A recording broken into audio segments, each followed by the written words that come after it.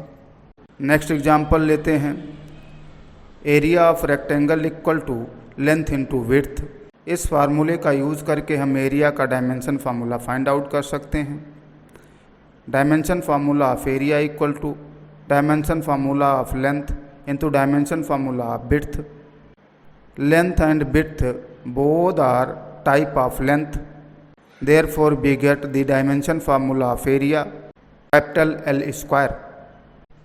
pressure equal to force upon area, therefore dimension formula of pressure equal to dimension formula of force upon dimension formula of area।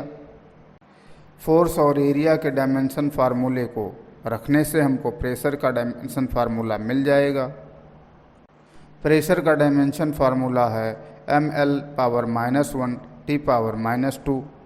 From Newton's law of gravitation, the gravitational force between the two bodies can be written as F equal to G m1m2 upon r²। Here G is called a universal gravitational constant। From this formula we can find G। G equal to F r² upon m1m2। इस फार्मूले का use करके universal gravitational constant G का dimension formula find कर सकते हैं। Dimension formula of G equal to dimension formula of force F into dimension formula of r² upon dimension formula of m1 into m2। The dimension formula of force is mL⁻²। Small r इज a type of length। Dimension formula of r² is L²।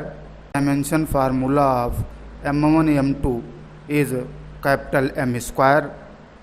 इन सभी dimension फार्मूले को put करके solve करने पर G का dimension formula M⁻⁻1 L³ attain हो जाएगा।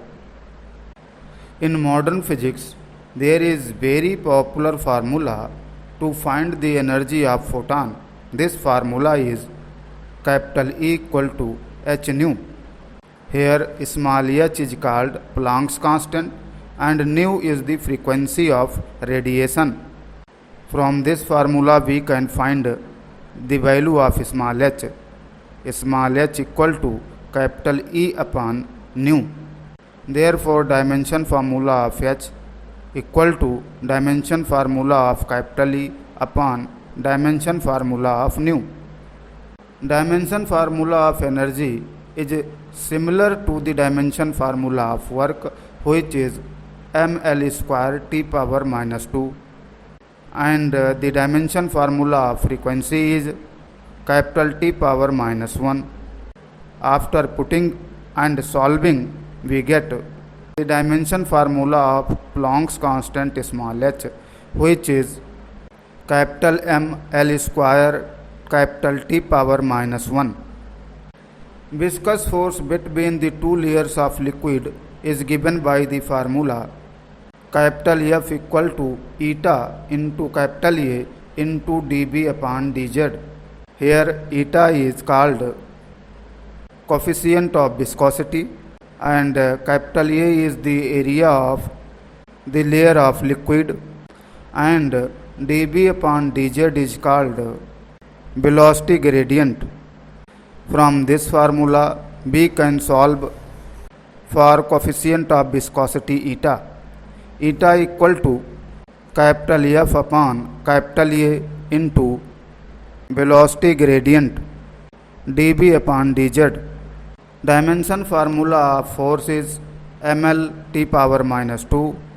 Dimension formula of area is capital L square.